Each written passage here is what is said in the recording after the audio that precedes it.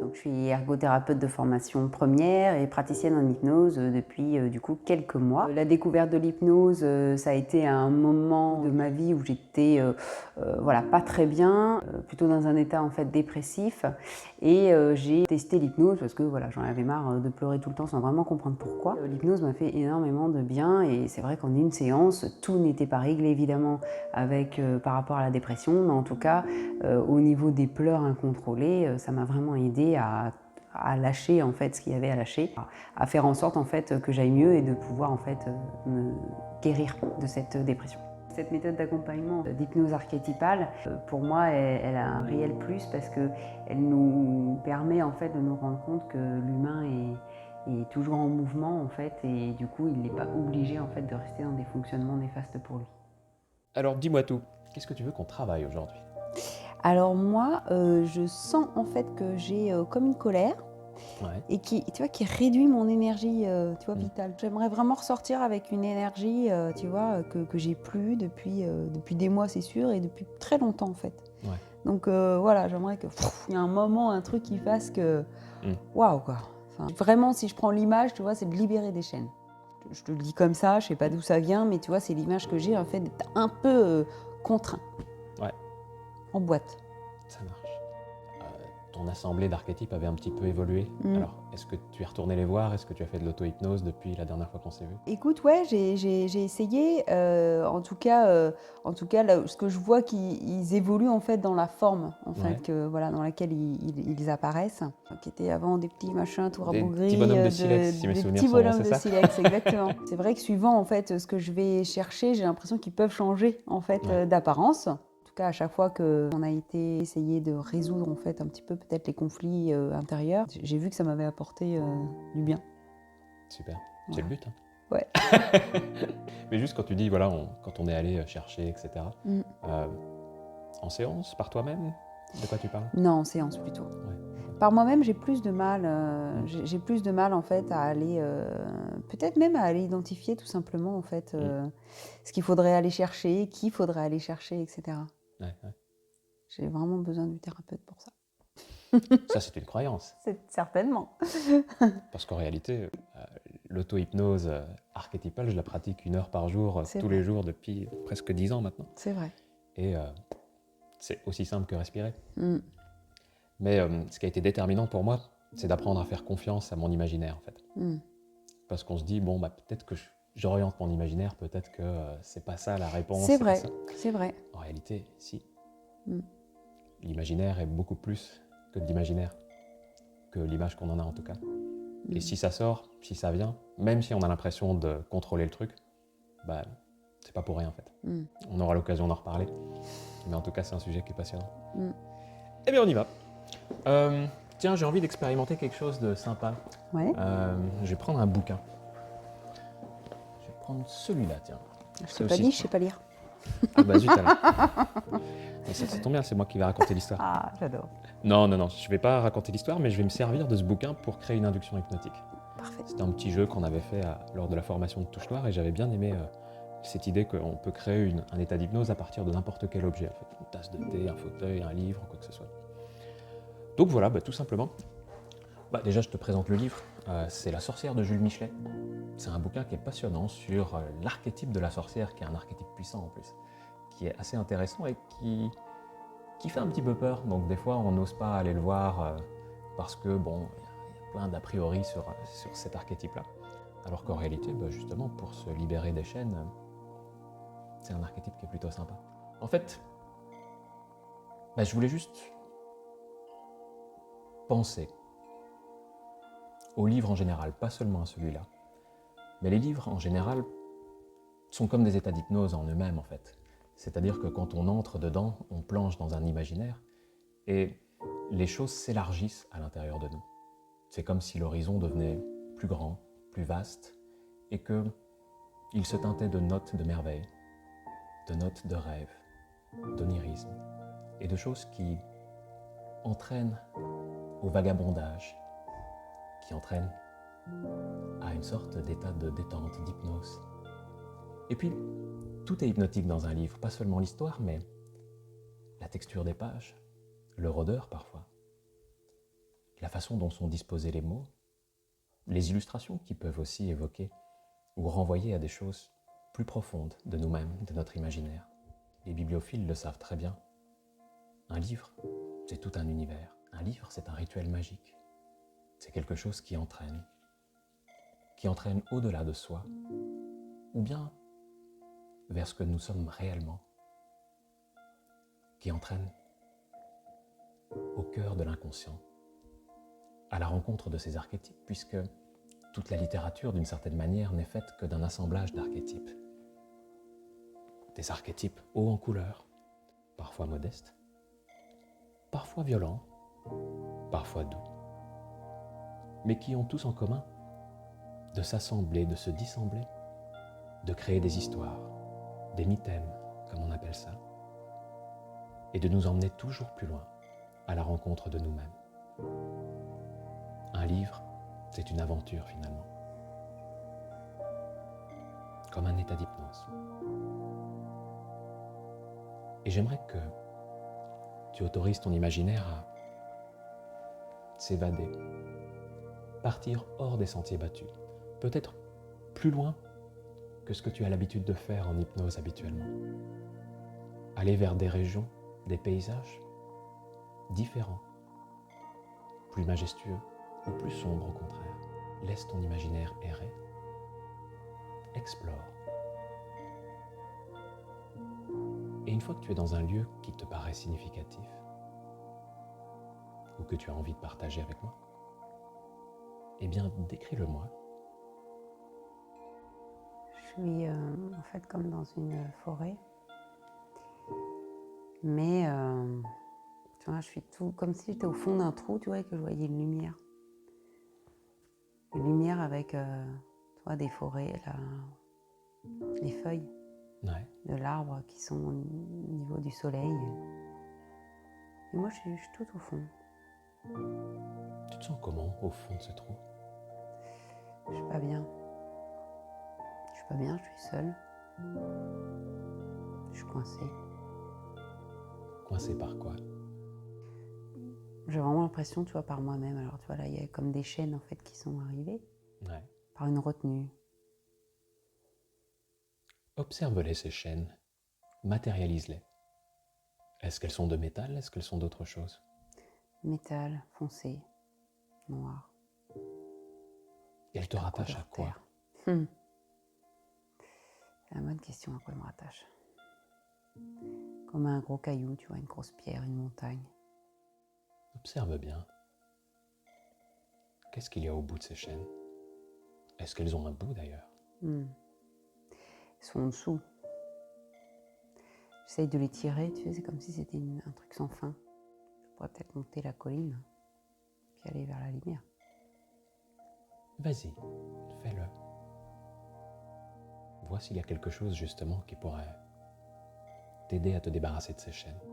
C'est comme s'il y avait un côté, tu sais, de moi qui voulait pas m'en débarrasser. Quelquefois, tu sais, on apprend à apprécier ces chaînes. C'est l'un des problèmes de l'être humain, d'ailleurs. Certaines parties peuvent avoir peur de s'en défaire.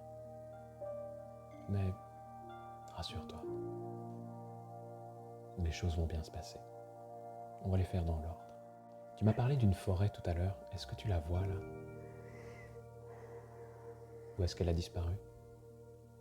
Non, elle est là en fond, sur le côté. Mais c'est, tu vois, c'est au milieu où je suis, en fait, il y a ces couleurs de violet et de jaune. Mais la forêt, c'est comme si elle s'était un peu écartée, tu vois, élargie, un peu moins pesante. Généralement, ce qu'on raconte dans les contes, c'est que la lisière de la forêt est comme un passage entre deux mondes. C'est dans ces forêts que vivent toutes les créatures qui peuplent notre imaginaire. Certaines sont effrayantes, mais d'autres sont des alliés utiles lorsqu'elles sont invoquées. On dit aussi souvent qu'il faut demander pour obtenir de l'aide. J'aimerais que tu essayes, que tu te tournes vers cette forêt et que tu appelles à l'aide, que tu demandes à la créature, à la personne, à la chose qui vit dans ces bois, de te venir en aide. Il y a comme tu vois, comme la terre-mère, mais qui serait avec des ailes et C'est amusant parce que dans les airs au-dessus de moi. c'est la description de la déesse mère Isis chez les Égyptiens. C'est un archétype universel extrêmement puissant. Montre-lui tes chaînes. Elle attend quelque chose. Elle attend quoi? Quelque chose de moi. Très bien, alors ce que je te propose, c'est que je m'adresse moi directement à cette déesse mère.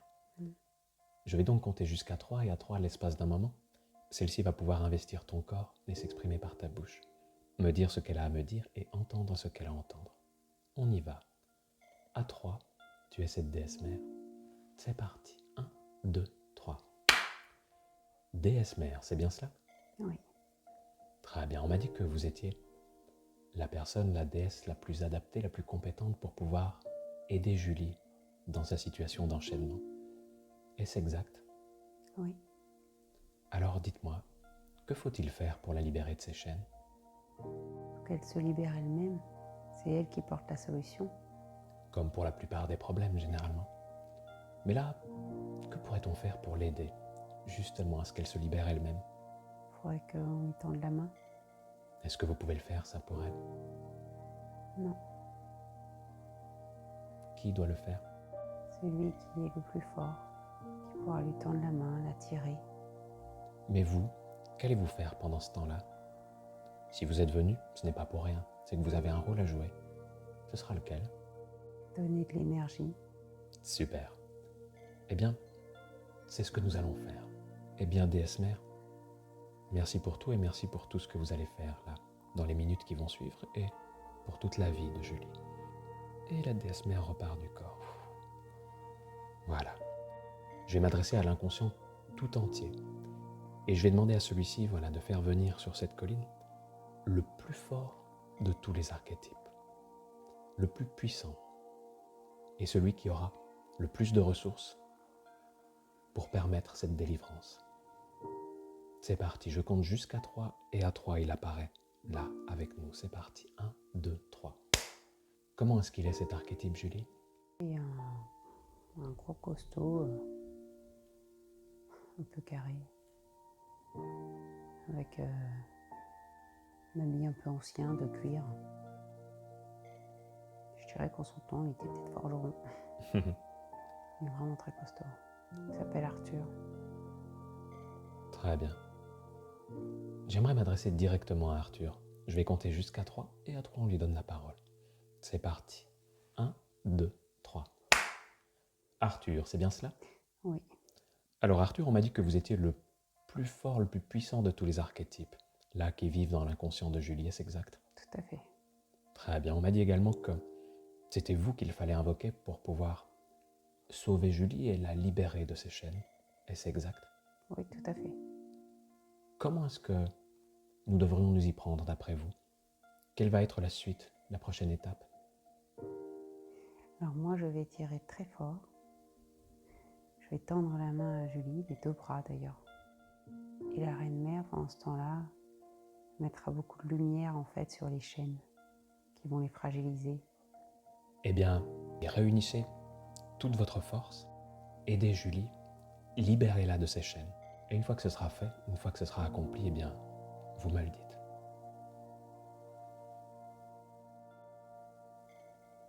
Ça y est.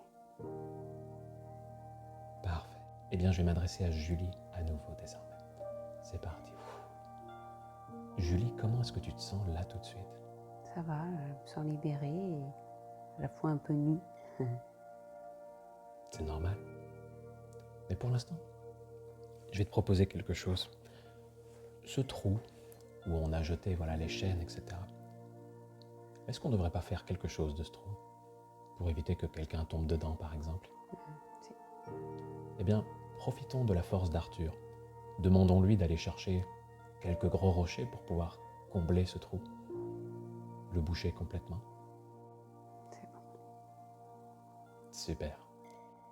Puisque ton corps a été meurtri d'une certaine manière de toutes ces chaînes qui l'ont emprisonné pendant si longtemps, il serait bon de vivre une régénération de ce corps.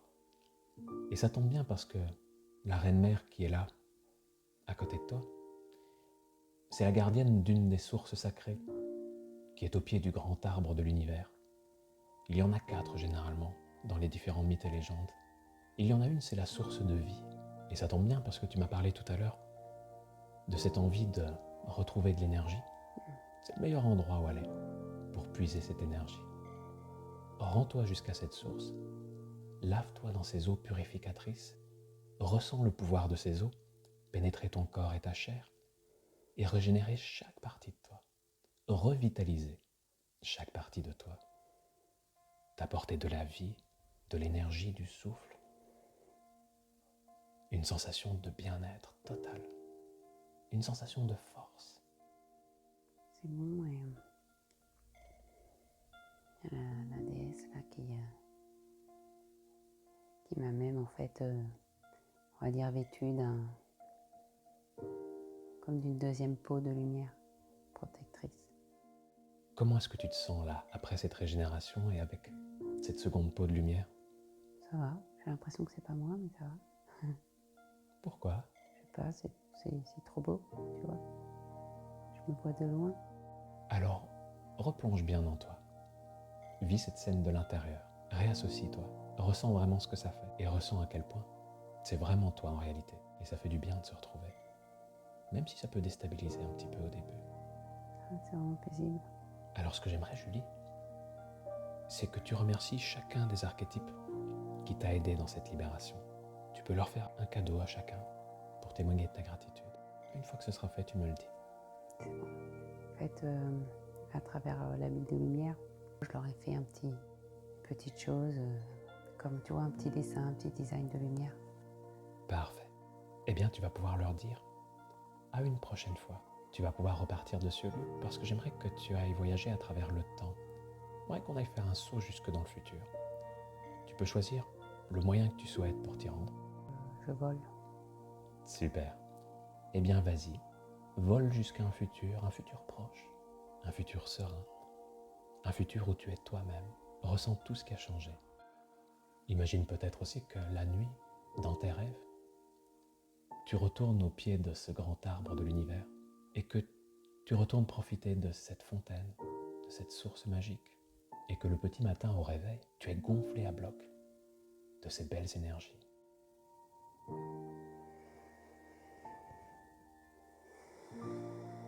Et quand tu ouvres les yeux, tu peux sentir ton sourire se dessiner sur ton visage. La motivation et l'énergie pour vivre une belle journée. Une journée riche, épanouissante, harmonieuse, quel que soit le contexte, quelles que soient les personnes croisées. Car tu es protégé par cette lumière désormais. Et j'aimerais d'ailleurs dans ce futur que tu imagines qu'il pourrait y avoir des situations un petit peu plus complexes que d'autres. Vois à quel point ça rebondit sur toi, sur cette lumière. Vois à quel point ça coule. Ça ne t'atteint plus. Tu es détaché de ça. Alors est-ce qu'il te plaît ce futur? Est-ce qu'il te convient? Oui. Eh bien dans ce cas, tu vas pouvoir t'envoler à nouveau, mais t'envoler en étant différente, transformée, comme si tu étais déjà cette toi du futur. Car pour ton inconscient, c'est le cas désormais. Et tu vas pouvoir t'envoler pour revenir jusqu'à ici et maintenant, jusqu'à ce fauteuil, dans ce cabinet d'hypnose, et replonger dans ton corps, réinvestir celui-ci, matériellement, reprendre, peu à peu le contrôle des doigts, des mains, des orteils, des pieds, des jambes, et de tous les autres muscles et organes du corps. Et quand tu le souhaiteras, émerger à ton rythme, respirer profondément, et enfin ouvrir les yeux, pour te sentir bien, prête à passer une agréable journée, et une très très agréable vie, où les choses sont bien plus lumineuses au quotidien, désormais. On était bien là-bas. C'était chouette. Le voyage s'est bien passé, Julie? Oui, un peu dur à revenir, tu vois. Je suis revenue comme un phénix. Une symbolique Ouais. qui est particulièrement adaptée, Julie. Carrément, ouais. Merci. Comment tu te sens intérieurement là maintenant? Chamboulée. Ouais. Tu vois, comme s'il y avait de l'émotion. Tu vois, de tristesse, tout ça, qui avait envie de lâcher un petit peu. Mais ouais, en mouvement. Tu vois, en mouvement.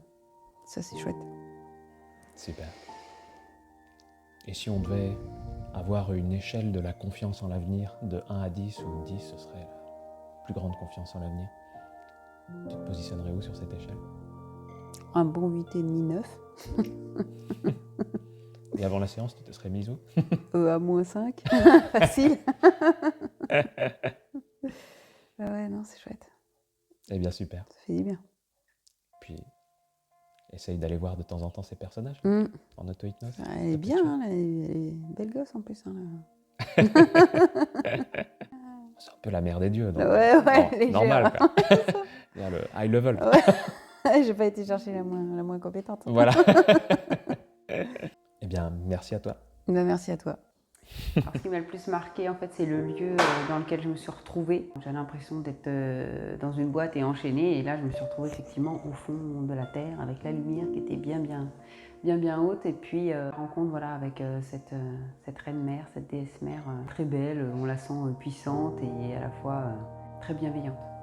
Et puis, voilà, j'essaierai certainement d'aller la revoir en auto-hypnose s'il devait y avoir des moments un petit peu de forme moins bien.